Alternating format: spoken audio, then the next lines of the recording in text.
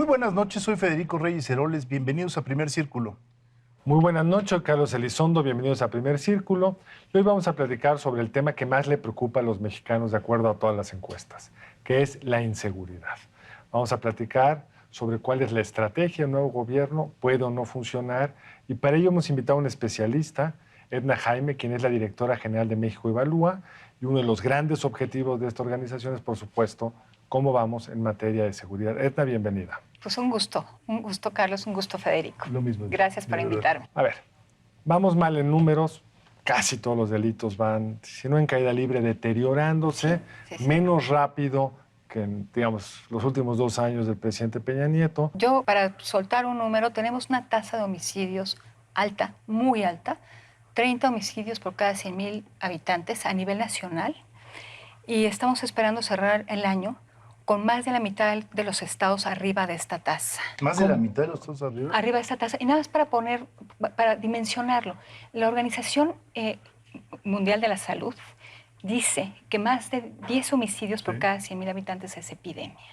Y en el peor momento del presidente Calderón, 2011, ¿estábamos a cuánto? No llegamos a estar... No llegamos a 30, ¿no? No llegamos nunca a 30, 25, 26, 20 y tantos. Esto es en el mundo contemporáneo mexicano, o sea, yéndonos al pasado remoto, lo peor que hemos tenido en materia de homicidios. Sí, así es. ¿Y otros delitos? Pues mira, Carlos, desafortunadamente pues van de la mano. No podemos decir que hay alguno donde estemos viendo una reducción notable. Te voy a decir que los agregados esconden cosas particulares. Hay estados de la República donde están siendo exitosos en disminuir. ¿Cuáles? Mira, en algunas zonas del norte del país, de la laguna, se han logrado reducciones importantes, no solo en homicidios, sino en todos los delitos. Hemos tenido intermitencias, casos de pacificación relativa que desafortunadamente no son sostenibles.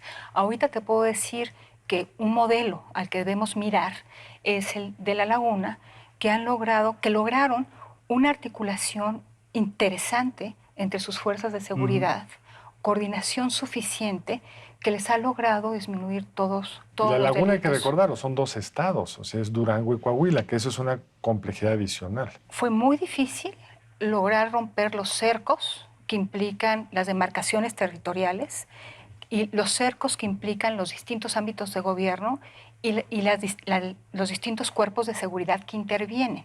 Lo que han logrado es articular un buen modelo que les ha permitido ser exitosos ante el reto, sobre todo en esta zona metropolitana que incluye municipios de ambos estados. Entonces, me parece muy interesante observar lo que sí ha funcionado. Claro.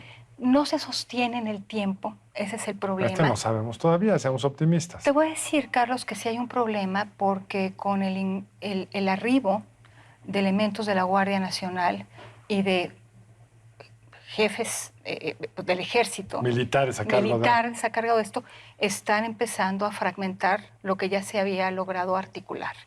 Y si me preguntas, ese es un problema fundamental, la fragmentación. Entonces, cuando logra resolverlo a través de mecanismos que no necesariamente son los legales, no sean ilegales, pero se buscan mecanismos de coordinación. No son ilegales, pero que trascienden la ley. Que requieren voluntad política y coordinación. Totalmente. Cuando encuentras el modelo, las cosas funcionan. Entonces, pues para mí el caso de éxito que merece ser observado en este momento es La Laguna. Y en ese sentido yo creo que tienes mucha razón. Hay varias entidades que han mostrado por momentos éxito, ¿no? Hay una entidad que siempre ha mantenido niveles muy bajos, que es Yucatán. Sí, Yucatán es asombroso realmente, y que tiene que ver también mucho con la solidaridad que hay entre las comunidades de esa zona del país, pero es un caso atípico. Un jefe de policía que tiene muchos años. Sí. Entonces, ahí alcanzas a ver... ¿Desde cuándo? Porque es una historia interesante. Mira, tiene más de 15 años al frente de la policía. Y es muy interesante porque estos esfuerzos de construir capacidades... Con alternancia política. Con alternancia política. PAN-PRI. Esto quiere decir, Carlos, ¿qué es lo que necesitamos? Pensar más allá de un periodo de gobierno. Lo mismo se puede decir del jefe de la policía en Nezahualcóyotl. En Nezahualcóyotl es un caso típico, porque además ha habido 4 alternancias y ha sido el mismo son jefe. Periodos de 3 años, que todavía es más complicado. Aquí hay una reelección, lo que es muy interesante, pero Carlos Amador, el jefe de la policía, está desarrollando un modelo de policía de proximidad interesantísimo que está dando resultados. Estos son esfuerzos de largo plazo. Nuevo León, Ciudad Juárez, tú tuviste Sí. en este país un artículo muy bueno hace ya algunos años sobre los 4 casos de éxito Sí. del fines de la administración de Calderón. Y uno de ellos era Chihuahua, que Chihuahua curiosamente logró, digamos, atacar todo el circuito de la violencia y tuvieron éxito. Invirtieron bastante dinero, uno puede criticar muchísimo al anterior gobernador por otros motivos, pero en eso fueron bastante serios y los resultados se vieron, ¿no? O sea, Y el esfuerzo del gobierno federal que llevó maletas y maletas de dinero, no sé si ustedes se acuerden que todo el gabinete del presidente Calderón se trepó a un avión, llevó dinero y Pero no fue un dinero experimento. de repartir lana a la gente, sino dinero para hacer cosas. Sí, o sea, no era un mecanismo de ir y repartir dinero, transferencias, sino cómo apoyamos organizaciones de sociedad civil que están atendiendo a víctimas, cómo apoyamos iniciativas que están atendiendo a jóvenes. Y ahí, en Juárez, sobre todo, el liderazgo de los ciudadanos que fueron, Carlos y Federico, los que sentaron a la mesa a todos los actores relevantes. No fue espontáneo. Estas ONGs No. fifís, Los Juarenses por la Paz, la Mesa de Seguridad, realmente ellos empresarios, hicieron el grupo empresarios. Muy interesante porque fueron ellos los que sentaron a la mesa a todos los involucrados y hacían que en las mesas de negociación se pusieran de acuerdo. Y hubo una inversión bien importante en construir capacidades en fiscalías, en entrenar a ministerios En públicos, cárceles. en cárceles. No hubo espacio que no fuera atendido. del circuito. A ver, ¿qué no nos cuentas ese? Porque siempre tenemos como todo el énfasis en que haya policías. La estrategia del presidente, lo observado, parece ser, con la Guardia Nacional se resuelve todo. ¿Qué sabemos de lo que funciona? Una política criminal tiene muchos componentes, que comienza con la prevención. En cualquier política pública, lo primero es que el hecho No suceda. no suceda, no se consume. Entonces, muy importante la política de prevención. Y en materia de seguridad, ¿cómo es la política de prevención? No hemos tenido buena política de prevención. Quizá algunos estados, quizá algunos municipios que han hecho un esfuerzo y han generado innovación, pero pues la política de prevención de la administración pasada fracasó. Tan fracasó que le quitaron los recursos. 3 años después de que operó. Ellos alegan, los que lo operaban, que fracasaron porque les quitaron los recursos, no al revés. Nosotros en México Evalúa evaluamos los primeros años de operación del programa. Tenía muchas deficiencias, Carlos. No puedes hacer desde el centro política de prevención y creo que esto es uno de los errores recurrentes.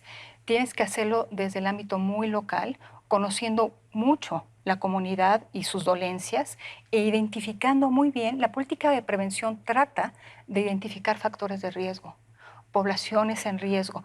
Y las intervenciones tienen que procurar transformar esos factores de riesgo en factores de protección. ¿Por qué no lo aterrizas en un ejemplo? Porque en esa abstracción yo me pierdo. Bueno, un factor de riesgo es un joven que no estudia, que no trabaja, que vive en una zona marginada, que no tiene acceso a derechos.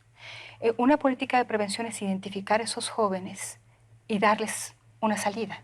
¿Qué tipo de salidas? Puede ser capacitación para el trabajo, puede ser programas para reinsertarlos, para que regresen a la escuela, puede ser actividades psicoemocionales. Los chavos necesitan ser acompañados y hay programas preciosos, desde que los chavos que están en la escuela identificas cuáles pueden tener conductas de riesgo y trabajas con ellos. Pero es bien complejo porque necesitas tener muy bien identificado a la población en riesgo y tienes que tener los instrumentos para llegar y hacerlo correctamente. Pero el proceso de este gobierno no es ese. Nos dice que va a evitar la violencia. No es exactamente lo mismo, pero grandote. No debemos de celebrar esa parte de la política. Un componente de la estrategia del presidente son transferencias, son becas para mantener a los jóvenes. Pero eso es lo que tú crees que funciona.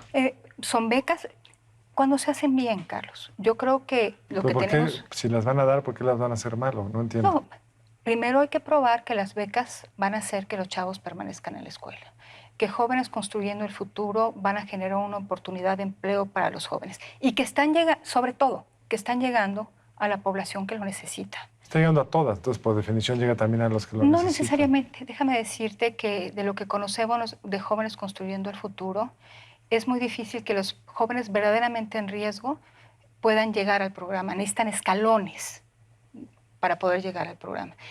Se necesita focalización, se necesita una intervención con mucha información y con mucha evidencia. Entonces, creo que si funciona lo que el presidente López Obrador está emprendiendo en materia social, podríamos hablar que está trabajando en un nivel primario de la prevención. Hay otros niveles. Está la prevención secundaria, que ya te enfocas en factores de riesgo, en población en riesgo, y la terciaria, pues los que ya, jóvenes que estuvieron en conflicto con la ley para que no reincidan. Entonces son muchos componentes. Si le saliera todo bien al presidente, creo que estaríamos trabajando sobre un nivel primario de prevención, y yo tengo todavía mis dudas. Hay que ver cómo funcionan los programas, habrá que evaluarlos en la medida en que puedan ser evaluables, porque no tenemos pues la materia, la información. Sabemos que son programas sin reglas de operación, y eso va a dificultar, eso va a dificultar mucho dar seguimiento y saber si son exitosos o no son exitosos. Pero una apuesta del presidente y un componente de su estrategia sí es esto. Entonces, primera etapa, prevención. Segunda. Lo segundo es pues ya la intervención de la policía, la parte punitiva. Si alguien... Pero de la policía preventiva también y la punitiva. Las Así dos. es. Entonces, pues ya que se cometió un delito, pues hay que darle cauce. Hay que llevar esto a procesarlo ante la justicia, encontrarme encontrar mecanismos para solucionar la controversia, para solucionar el conflicto. Por eso la justicia cívica es muy importante, porque identifica problemas en una etapa temprana y los resuelve en esa etapa temprana, no permite que escale. Y hay que decir, y ustedes lo tienen en sus documentos, Edna, que en realidad es muy triste, pero solo hay una entidad en todo el país que cumple con el mínimo de policías por 10,000 ciudadanos, y es la Ciudad de México. Es decir, cuando comienzas con estas deficiencias, dices, bueno, no tenemos más que una entidad de 32 que tiene el mínimo de policías. Ya de ahí desprende lo que quieras, ¿no? Porque no vamos cumpliendo con esos mínimos. No tenemos el mínimo de investigadores por 100,000 habitantes, no tenemos el mínimo de jueces por 100,000 habitantes. No llenamos más que un casillero. Y eso en números, ni hablar de la calidad. Muy bueno. Y la policía juega un papel fundamental también en la prevención, porque la policía es la que conoce el barrio, la que conoce dónde están los factores de riesgo. Si esa policía tuviera los instrumentos para que ese conocimiento se convirtiera en estrategia en terreno, sería muy bueno. Es lo que están haciendo en esa, es lo que están haciendo los modelos de policía de proximidad, donde hay una vinculación muy clara con el ciudadano. Y los militares se quejan de eso. O sea, ellos lo que dicen es, bueno, ¿cómo quieren que yo pueda detectar dónde se están descomponiendo las cosas en Tijuana si nunca he estado en Tijuana? Por eso necesitamos interactuar con las municipales y las estatales. Pero yo creo que parte del problema con la estrategia del presidente es centralizar todo en la Guardia Nacional y no permitir que esta información verbal, como lo estamos viendo en varias entidades, fluya, porque eso es lo que puede hacer más eficiente la Guardia Nacional en conjunción con las policías estatales y municipales. Bueno, pero además la Policía Federal hacía cosas que no va a hacer la Guardia Nacional. Pues mira, yo creo que a mí no me queda claro qué va a hacer la Guardia Nacional. Estuve en una reunión con el secretario... ¿De plano no sabes qué va a hacer? Pues mira, entiendo que van a estar desplegados. El territorio se ha dividido en 266 territorios. Va a haber 400, 450 por cada territorio. Pero ¿cuál va a ser la diferenciación funcional? Pero mandan la misma gente a Yucatán, en términos del territorio dado, que al distrito más o a la zona más violenta de Guerrero, por decir el estado más violento. Así está planteado. Entonces, ¿cuál es la diferenciación funcional? Eso es un problema que hemos tenido. O sea, ¿qué le toca al policía municipal, qué al estatal y qué a la policía federal? Y una vez definidas las competencias, ¿cómo se articulan? No me queda claro qué va a hacer la Guardia Nacional. En una de las mañaneras, el presidente dijo que le encargaba a la Guardia Nacional la atención de los feminicidios. Entonces, sí me llamó poderosamente la atención porque, bueno, la violencia contra las mujeres se da en el espacio íntimo, las parejas las maltratan y las llegan a matar. Entonces digo, y también en el espacio público, en el espacio privado, en el espacio público también, pero digo, ¿cómo le va a hacer la Guardia Nacional? Son crímenes del orden estatal. Los dos. A lo que hubiera crimen organizado no le compete a la Federación. Pero aquí esa diferencia funcional yo no la veo, Carlos. Entonces, por eso le pregunté al secretario de Seguridad y Protección Ciudadana se iban a bajar gatos de los árboles. O sea, lo que hace una policía municipal, que es el resolver el problema del vecino, tiene un avispero o que tiene el gato en el árbol. O sea, ¿cuál es la diferenciación funcional? Porque parece que van simplemente a elevar el estado de fuerza. Tenemos que hacer un corte. Vamos a un corte y regresamos con esta ambigüedad o confusión entre las funciones de las distintas policías. Vamos a un corte y regresamos con Edna Jaime.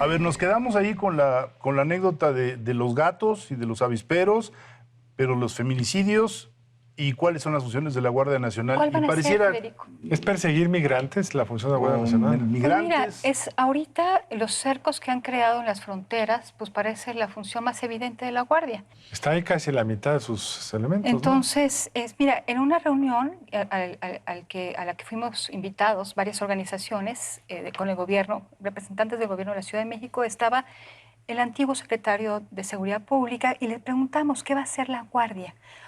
Sabemos que está en el metro de la Ciudad de México y la respuesta va a estar en las zonas retiradas, donde no hay presencia de la policía de la ciudad. Eso me hace un poco más de sentido, porque así se pensó en algún momento la gendarmería, ¿no? Que iba a estar en territorio, que hubiera presencia del Estado mexicano en territorios la sierra, no sé desolados, donde no hay nada. Pero no estamos viendo eso en la práctica. No, estamos viendo que se sientan. Si hay coordinación, es cierto, hay una mesa donde en estas divisiones territoriales se sientan y definen qué van a hacer. Claro que el que manda, pues es el militar a cargo. Aunque haya una conversación con alcaldes, aunque el gobernador esté representado, yo creo que quien lleva la mano es el militar encargado de la zona. Ha generado disputas, ha generado problemas, porque al fin y al cabo, el conocimiento que tienen los policías estatales, algunas policías estatales son muy buenas, hay que decirlo. Mencionábamos Yucatán, que tiene 35 o 40 años. Entonces se sienten desplazados, en algún sentido, por personas que llegan, y no es que sea una cuestión de capacidades o de mala fe, simplemente es de conocimiento de lo que está ocurriendo en la entidad, ¿no? Yo lo que veo ahora es simplemente aumentar el estado de fuerza. O sea, no el estado de fuerza necesariamente, la visibilidad de la fuerza, porque al mismo tiempo lo que vemos son estos incidentes donde desarman a los militares, no los dejan reaccionar, por eso, pero eso no es estado de fuerza, porque tiene que haber fuerza. Bueno, pero el estado de fuerza se entiende como el número de elementos. La presencia, porque en la práctica entonces, lo que estamos viendo es un vacío. La apuesta que estamos haciendo es que la presencia disuada. No me queda claro, porque ya el presidente ha dicho que no van a perseguir a cabezas de grupos criminales, que no va a haber una... Entonces, si eres cabeza, estás protegido. O sea, busca ser cabeza para que no te hagan nada. ¿Cómo funciona esto? No entiendo. O sea, no entiendo cuál va a ser la estrategia respecto a grupos del crimen organizado, si ya no se les va a confrontar. Y tampoco me queda claro entonces la diferenciación funcional, que va a ser distinta la Guardia Nacional desplegada en estos territorios. Yo espero que se esté dando coordinación, que fluya la información, que se estén generando diagnósticos sobre el lugar donde Tú esperas operan. todo eso, pero no lo sabemos. No lo sabemos, Carlos. Ahora, otro tema yo creo que es para el capitalino, que vivimos la crisis de seguridad de la administración Calderón, pues sin problemas, porque aquí se mantuvo en muy bajos niveles la criminalidad desde el 2000 fracción hasta hace un año y medio. Lo que estamos viendo es que esta crisis de violencia que está enfrentando el país ahora está distribuida en casi todas las entidades. La Ciudad de México está hoy en niveles de homicidio récord. No hemos visto algo así, pues no recuerdo bien si es de los 90 o no sé desde cuándo. ¿Qué está pasando? ¿Por qué la capital, donde está, pues no puede estar mejor coordinado el gobierno federal y la jefa de gobierno, que por primera vez en la historia son del Morena o del PRD o de la izquierda, o sea, del mismo grupo político? ¿Y por qué aquí no está funcionando? Y hay un solo mando. Hay un Aquí- solo aquí no- mando, aquí no es donde podemos decir. tenemos más policías, lo que nos explicaba. Tenemos condiciones que no tienen ¿Y otras por qué entidades. se ha deteriorado? Mira, Carlos, yo creo que los cambios de gobierno generan, Sí. se rompen ciertos entendidos y ciertos equilibrios. Y yo creo que es lo que pasó, lo que está pasando en la Ciudad de México, que estamos en una transición donde se quieren depurar tanto la policía como la procuraduría, donde hay proyectos de renovación. Digo, el proyecto de renovación de la Fiscalía yo creo que va a ser bastante ambicioso, y yo creo que hay grupos que administran el crimen en la ciudad como en cualquier otro lugar, y este periodo de transición implicó desestabilizar Pero ciertos equilibrios. eso decían los calderonistas al arranque de su estrategia contra el crimen. Yo creo que sucede con cada cambio de gobierno. Se da una Sí. especie de vacío donde hay Sí. una especie de Pero si vemos el espacio cambio de oportunidad. del gobierno de Peña Nieto, siguió cayéndole. Los márgenes de violencia cayeron los primeros 2 años de Peña Nieto. Ahí no vimos esto. En la entrada de Marcelo Ebrard tampoco vimos que subiera, No, vimos que cayó. porque yo creo que se cuidaron más esos equilibrios. O se pueden Yo cuidar. creo que la elección Yo, es muy yo clara. creo que se pueden cuidar, Se pueden cuidar. pero sí creo que si queremos transitar, vamos a tener, no sé si necesariamente pasar por periodos. Bueno, pero no hay otro elemento, ¿creen ustedes? de Digamos, inestabilidad. o te pregunto a ti, Edna, Ujú. que habría que meter en la ecuación. La economía está parada, el desempleo está subiendo. Bueno, eso- La simple cerrada del aeropuerto dejó en la calle 50,000 trabajadores de la construcción, otros tantos por toda la suspensión Carlos, de obras. En eso el presidente tiene razón. O sea, sí hay una base social del crimen, y que tiene que ver con crisis económica, que tiene que ver con comunidades olvidadas desde hace mucho tiempo. Entonces, hay delitos patrimoniales, hay cierto tipo de delitos que sí están asociados con... Sí, no el crimen organizado, pero sí el robo de espejos o lo que sea. Eso sí está relacionado con los daños, los robos patrimoniales, el delito patrimonial sí está vinculado con crisis económica, con... no sé si ustedes recuerden, pero el primer repunte de violencia en este país, una manifestación grave, fue después de la crisis con Zedillo. Pero bueno, la tesis es cierta y ha habido la cancelación de algunos programas sociales que ha afectado a muchas personas, independientemente de la valoración de si haya motivos o no. El hecho es que, por ejemplo, en el momento que tú cancelas Progresa, se genera un vacío de recursos que tardan en llegar a las comunidades. Y si a eso le sumas que tu esposo trabajaba en la construcción en la Ciudad de México y que de pronto se queda sin empleo porque hay una revisión de los contratos, por lo que tú quieras, son malas coincidencias que hacen que muchas familias estén pasando ahorita por dificultades económicas. No estoy diciendo que esa sea una justificación, pero sí hay una explicación también regional. Puede haber una ciertas relación, y además en un contexto donde nuestro aparato de justicia no funciona. Claro. Entonces, pues hay permiso para robar, hay permiso para matar. ¿En qué sentido hay permiso? De que muy pocos casos llegan ante la justicia, muy pocos casos se sancionan. Yo soy pues, de las primeras en sostener que un robo simple no amerita prisión, pero sí algún tipo de sanción, algún llamado de que el Estado se hace cargo. Pero lo que estudias tú en impunidad cero, los datos de cuál es tu riesgo de terminar en la cárcel, incluso por un delito tan serio como el homicidio, o el más serio posible, es muy bajo. Cuando tú tienes un 98.5 de impunidad en algunas entidades, Durango, por ejemplo. En homicidio. De homicidio doloso, que es quizá, digamos, el bien jurídico más protegido de la vida, pues entonces, ¿qué te puedes imaginar del que está del otro lado? Pues es más riesgoso poner un negocio donde pueden caer los inspectores fiscales, los inspectores sanitarios, mucho más complicado eso que matar a alguien. Ese es un tercer componente de una política criminal. O sea, ya tenemos la prevención social, la prevención policíaca, el aparato de justicia, y el último componente es los penales. Los penales. Los penales. Y todo esto, todos estos instrumentos deben estar al servicio de una política. ¿Cuáles son tus objetivos de política criminal? Ahora, una de las grandes, digamos, no sé si estamos con tiempo, una de las grandes dudas para mí de la estrategia es lo que se llama el populismo penal. O sea, vamos a meter a la gente a la cárcel antes de saber si son culpables y si llegan a hacerlo por tiempos larguísimos. Esto, la evidencia internacional no muestra que sea la mejor forma. Si creemos que por meter a la cárcel a la gente vamos a tener más seguridad en las calles, ya tuvimos años de evidencia que esto no ocurre así, Carlos. Le está dando en su eje de flotación con la prisión preventiva oficiosa, Y ¿Qué es la eso- prisión preventiva oficiosa? La prevención preventiva oficiosa es, para ponerlo más simple, es prisión automática. En ciertos delitos. Para ciertos delitos, a ti se te acusa y antes de que tengas un juicio, de que presentes pruebas, de que puedan valorarla las partes, tú estás en prisión. Tú ya estás en prisión. Y en el nuevo sistema, además, bueno, ya nos tenemos que ir. Ya nos tenemos que ir. Edna, mil gracias por haber estado Al aquí. contrario. Felicidades por Muchas los gracias. estudios que están sacando en México Gracias, Evalúa, que van a Federico. ser muy útiles para establecer este tipo de políticas que necesitamos. Pues para generar debate urgentemente, de lo que y generar necesitamos. debate. Ujú. Gracias por ¿A ti? la invitación. Muy buenas noches, nos vemos la próxima aquí en Primer Círculo. Muy buenas noches, lunes entrante aquí en Primer Círculo.